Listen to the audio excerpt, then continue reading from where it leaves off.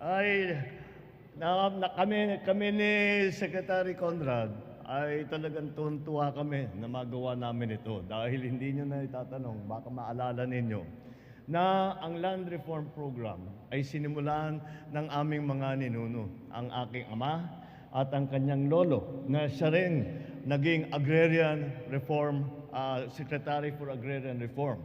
At yun, at that time, yun ay bagong departamento. Wala namang Agrarian Reform Department bago ng panahon ng aking ama. Ang unang batas na ginawa ng aking ama ay ang Agrarian Reform.